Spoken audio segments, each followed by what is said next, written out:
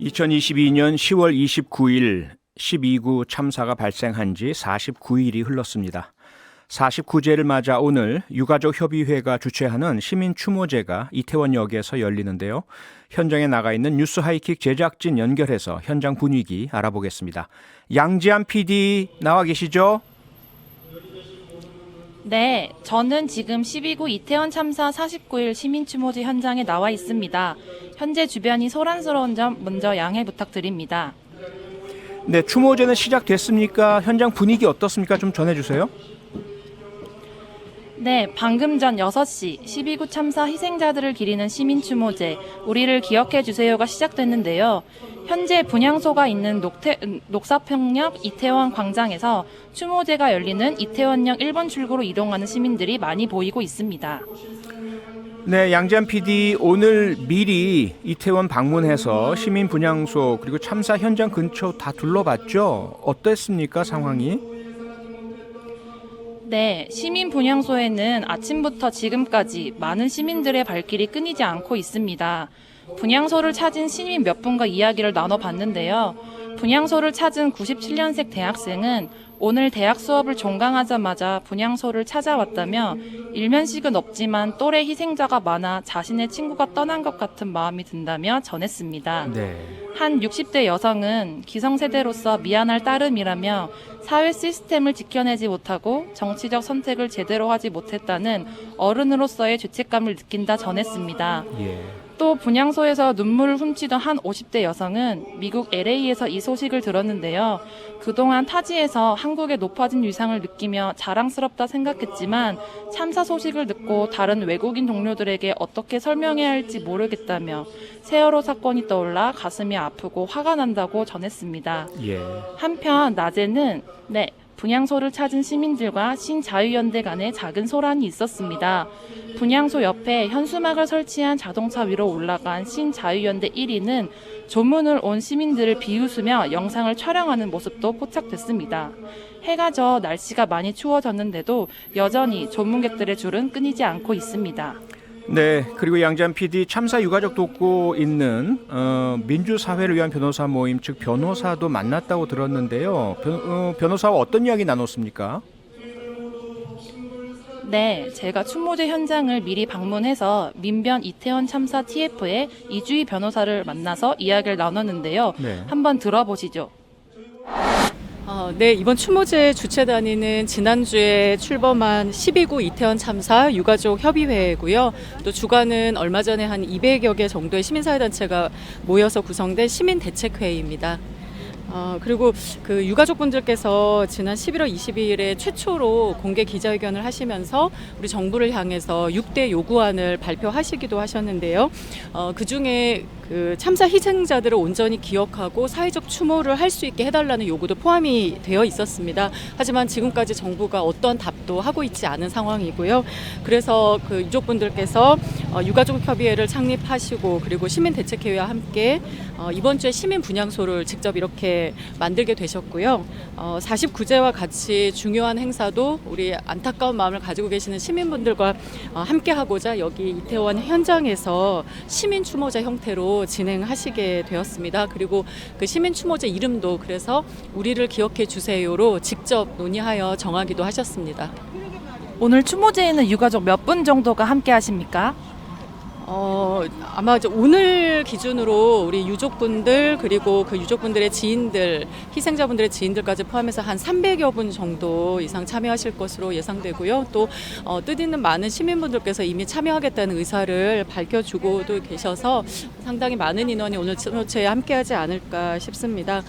추모제 잠깐 조금 설명을 드리면 일단 6시 한 10분 전 정도부터 유가족분들이 입장을 하시고 그리고 이제 4대 종단에서 간단하게 5분씩 그 종교 의식을 가지게 됩니다. 그리고 특히 최초 신고 시각인 6시 34분에 우리 그 희생자들을 기리는 추모의 시간을 함께 가지게 되고요. 뭐 그 외에 우리 유족분들과 또 지인들의 어떤 발언 그리고 추모 공연 이런 것들이 계속 이어지게 될 것 같습니다. 지금 보시는 이 시민 분향소에는 영정사진 그리고 우리 희생자들의 이름 이렇게 다 들어가 있고요. 사건 초기에 사실 영정사진 논란이 있었던 것을 다들 아실 것 같습니다. 그런데 유가족분들께서 명확하게 입장을 정리하셨듯이 애초에 그런 논란 발생의 원인을 저희는 정부가 제공했다 이렇게 생각하고 있습니다.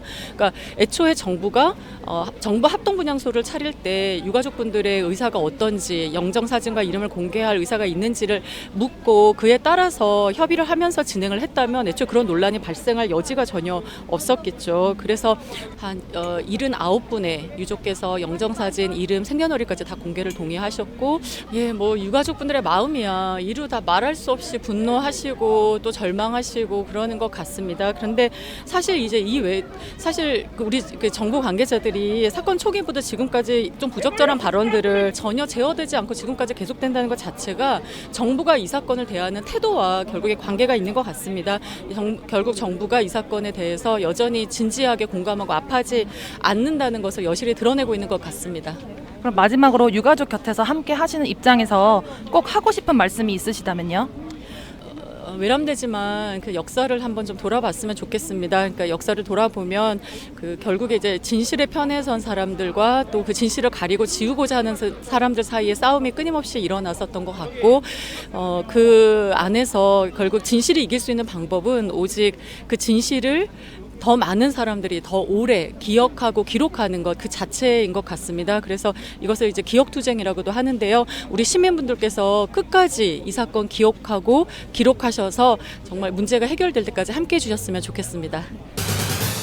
네, 유가족 돕고 있는 민변 이주희 변호사 인터뷰까지 잘 들었고요.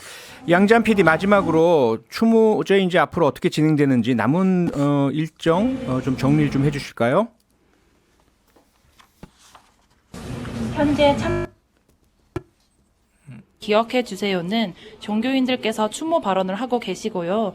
조금 뒤인 6시 34분 참사 112 첫 신고 시각에 맞춰 추모의 시간을 가질 예정입니다.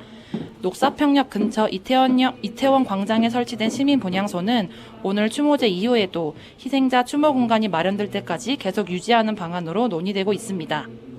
네, 마지막 부분에 현장 연결이 좀 원활하지 않았습니다. 청취자 여러분들께 양해 부탁드리겠습니다. 양지한 PD 아주 추운데 현장에서 고생 많았습니다.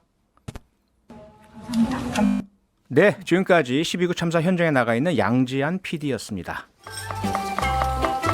네, 금요일의 시사 맛집 시사포차 오늘도 문을 열었습니다. 김재섭 국민의힘 서울도봉갑 당협위원장, 곽우신 오마이뉴스 기자, 이종훈 시사평론가 세 분 스튜디오에 모셨습니다. 어서 오세요. 안녕하세요. 네, 지금 유튜브에서 표창원의 뉴스아이킥을 검색해서 들어오시면요, 실시간 생방송 화면 보실 수 있고요. 또 여러분께서 남겨주시는 소중한 댓글 혹은 의견 저희가 다 실시간으로 확인을 하고 있으니까요. 많은 참여 부탁드리겠습니다. 네, 앞서 뉴스아이킥 양지한 PD를 통해서 12구 참사 49제 이태원역 시민 추모제 현장 이야기를 좀 들어봤는데요. 이종훈 평론가가 12구 참사 관련 주제 준비하셨다고요? 네, 제가 준비한 주제를 앞에 이제 유족들을 지금 돕고 있는 이주희 민변 변호사께서 말씀을 하셨어요. 아, 네. 무슨 말이냐면 12구 참사가 발생한 지 49일이 지났습니다. 예. 49제 지금 시민 추모제가 열리고 있는데 그럼에도 불구하고 달라진 게 없습니다. 국정조사는 여전히 시작도 못하고 있고요. 네. 그리고 정부 여당, 앞서 이주희 민변 변호사도 얘기를 했습니다만 정부 여당은 유가족들의 가슴을 갈갈이 찢어놓는 2차 가해에 갖고 망언들을 지금 쏟아내고 있습니다. 정부 여당이 왜 이런 태도를 보이는지 오늘 이 주제를 가지고 한번 이야기해 봤으면 좋겠습니다. 네, 말씀하신 대로 국민의힘의 권성동 의원 그리고 김미나 창원시 의원의 발언 우리 뉴스아이킥뿐만 아니라 여러 방송 언론에서 계속 이제 짚어봤죠. 그런데요, 어제는 한덕수 국무총리마저 안타깝게 숨진 이태원 10대 생존자를 향해서 논란이 되는 말 남겼고 후폭풍이 점점 커지고 있습니다. 어떤 내용이었는지 일단 잠깐 들어보실까요? 본인이 필요에 따른 이런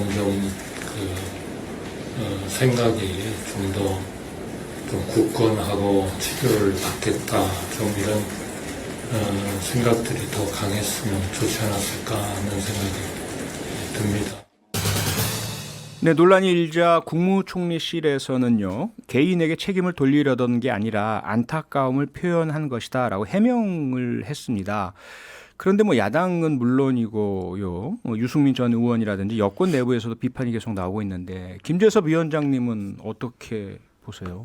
이걸 뭐 다르게 볼 여지가 있겠습니까? 국무총리가 실언을 한 건데 예, 본인은 실언이라고 말씀하시겠지만 듣는 사람 입장에서는 망언이죠. 그렇죠. 네, 이것은 글쎄요. 저도 아무래도 이제 뭐 정부 여당에 소속된 입장으로서 이태원 참사와 같은 일들이 다시는 발생하면 안 되고 정부 여당이 유가족분들의 어떤 한이 있다 그러면 그것을 풀어드리는데 그리고 재발 방지를 하는데 모든 역량을 다 쏟아야 되는데 예, 거기에 대해서는 뭐 적극적으로 저도 같이 이제 힘을 보태겠지만 이런 부분에 있어서는 아무리 뭐 같은 당이니 아니면 정부라고 하더라도 제가 뭐 변명을 드릴 여지가 없는 내용인 것 같습니다. 그러게요. 네. 곽옥신 기자, 이 10대 생존자 함께 갔다가 이제 친구들은 사망을 하고 혼자 이제 살아남았고 또 오랜 동안 크게 또 부상을 입어서 병원 치료도 받았고요. 그리고 학교에서도 이제 심리 치료 받고 이런 이제 혼자서 살아남기 위한 투쟁을 많이 해왔던 분이잖아요. 그런데 총리의 이런 말 기자로서 어떻게 보세요? 여러 감정이 듭니다만 그냥 조금 한 발짝 떨어져서 보게 되자면은 네. 대단한 악의를 갖고 한 말은 아닐 거라고 생각을 합니다. 그럴 수 하지만 없겠죠. 네, 하지만 공직에 있는 사람으로서 굉장히 부적절한 게 단순히 이 사고의 불행한 사고의 원인을 이 피해자의 탓으로 돌리기 때문만이 아니라 예. 국무총리 정도 되는 사람이라고 하면 여기서 치료를 받겠다 이런 생각을 더 강하게 했으면 어땠을까 이게 아니라 왜 이 학생을 국가가 제도가 나서갖고 더 적극적으로 치료하지 못했을까? 네. 트라우마 상담 제도를 만든다고 했었는데 왜 이게 제대로 작동하지 못했을까? 지금 우리가 갖고 있는 제도들이 정말로 생존자들에게 좀 더 이 정신적인 회복과 일상으로 돌아오는데 도움을 주고 있는가? 이런 걸 살펴야죠. 그렇죠. 국가가 뭘 잘하고 있었고 뭘 잘못했는지를 따져봐야 되는데, 그러니까 국가가 뭘 더 잘못했는지, 우리가 더 이랬으면 좋지 않았을까 이걸 생각해야지. 그 이제 일종의 행정 서비스를 받는 수용자가 이거 제대로 알아보지 못해서 못한 거다 이런 식으로 얘기하는 거는 항상 비슷한 사고가 일어날 때마다 네. 뭐 이전에도 뭐 이렇게 빈곤 때문에 불행한 선택을 하시는 분들이 있었을 때 항상 제도가 있는데 이 사람들이 몰라갖고 이용 안 한 거다 이런 식으로 변명하는 행정직에 계신 분들이 많았거든요. 있었죠. 예. 왜 그랬을까? 그 제도를 이용하지 못한 그 제도를 그러니까 제도를 제대로 홍보하고 안내하고 제대로 유인하지 못한 정부 조직의 국가 시스템의 책임이 강조되어야만 합니다. 특히 국무총리 정도 되는 분이라고 한다면은 네. 이게 훨씬 더 앞서서 나와야 되는 리걸 마인드라고 생각을 합니다. 들으시다가 이제 3621번님께서 문자 주셨는데요. 왜 공직자가 일반인들보다 감수성이 떨어지죠? 저희보다 못한 사람들이 나라를 이끌다니 말이 됩니까? 두 분은 이제 국무총리 공직자로서의 어떤 자격 문제 말씀 주셨지만 저는 이제 3621번님하고 같은 생각이거든요. 공직자 국무총리를 떠나서 이 땅의 할아버지, 아버지 혹은 삼촌이라면 이런 말 할 수 없는 거 아닙니까? 이종훈 평론가? 그렇죠. 사실 뭐 공직자, 총리 이거 다 떠나서 지금 말씀하신 대로 사람이라면 그리고 자신도 자녀가 있는 부모라면 네. 절대 해서는 안 되는 말이죠. 그러니까요. 어떻게 할 수가 없는 말인데 저는 한덕수 총리의 이번 발언 보면서 이 총리를 비롯해서 정부 관계자들이 우리 행정부 관계자들이 이태원 참사를 12구 참사를 어떻게 바라보고 있는지 여실히 좀 보여주는 게 아닌가 생각을 합니다. 무슨 말이냐면 한덕수 총리 사고 발생 이후에 참사 발생 이후에 외신 기자들 앞에서 농담하면서 참사 이야기하면서 농담하면서 웃었죠. 네. 그때도 여론의 질타가 쏟아졌죠. 그랬죠. 부적절한 태도였다고 정말 말들이 많았죠. 네. 본인도 나중에 조금 부적절했다고 사과 아닌 사과를 했죠. 그런데 이번에 또 이런 이야기를 합니다. 어떻게 보면 우리 같은 사람들에게는 이게 정말 가슴 안이 찢어지는 일인데 예. 이 사람들에게는 아무 일이 아닌 거예요. 어떻게 보면. 이게 너무 화가 납니다. 그러니까요. 그 많은 분들이 뭐 저도 이제 두 아이 아빠지만 우리 아이가 안전한 게 미안한 마음이 들잖아요. 대부분의 이제 부모님들 그런 생각이 있을 텐데 또래에 참 안타깝네요. 문제는 그러면 이렇게 한 번도 아니고 두 번 연속 대한민국의 대통령이 어디 나가시면 그 직을 대신해야 될 분이 국무총리지 않습니까? 네. 이분이 이렇게 잘못된 말씀하셨다면 어떻게 책임을 져야 될까요?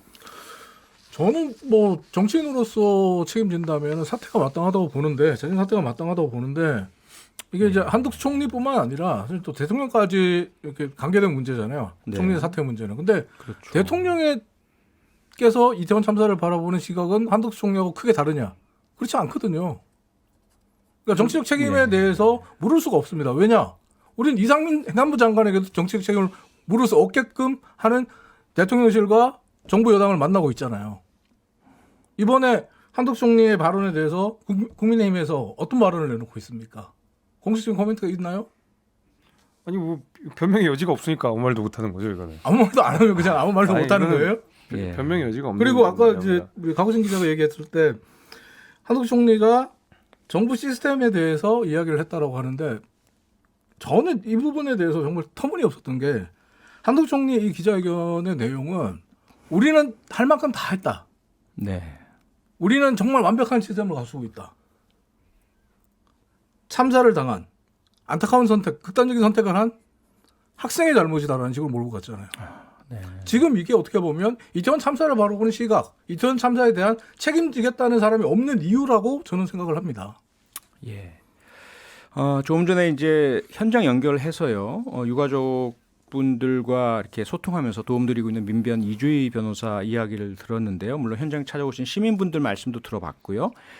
유가족 분들은 뭐 가슴이 찢어지는 심경이라는 그런 말씀 주셨고 시민분들도 그 유사한 말씀이신데 김재섭 위원장님 계속 뭐 아픈 질문 드려서 죄송합니다만 여권 인사분들 왜 자꾸 이렇게 유가족 분들 가슴에 소금물 뿌리는 듯한 말씀 계속 이어질까요? 저는 진짜 왜 그러는지 잘 모르겠어요. 진짜 모르겠어요. 이것이 지지층들에게 호소력이 있다라는 명제도 저는 성립하지 않는다고 생각합니다. 그러게요. 제 주변에 있는 국민의힘 지지층들, 심지어 뭐 저희 어머니도 강성 지지층이시지만 예. 굉장히 비판 많이 하시거든요. 도대체 그런 얘기 뭐하러 하냐라는 얘기를 하시거든요. 그러니까 지지층도 결집시킬 수 없고 뭐 지지층 결집을 위해서 그런 말 하는 것 자체도 용납할 수 없는 말이지만 그것도 효과가 없고 국민들 전체에게 상처를 줄 수 있다 그러면 네. 이런 얘기를 왜 하는지 지금 잘 모르겠고요.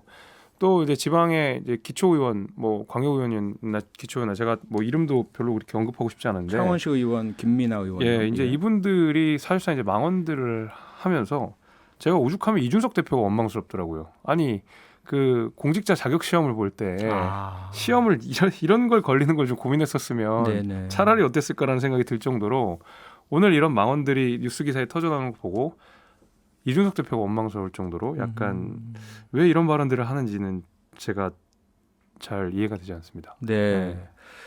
이해가 안 된다고 말씀을 주셨는데 이해가 더욱 안 되는 건 뭐냐면요. 이렇게 질타와 논란이 쏟아지고 있는데도 또다시 국민의힘 김혜시 의원 이미애라는 분이요. SNS에 미나 의원 힘내요. 화이팅. 유족 외엔 사과하지 말기.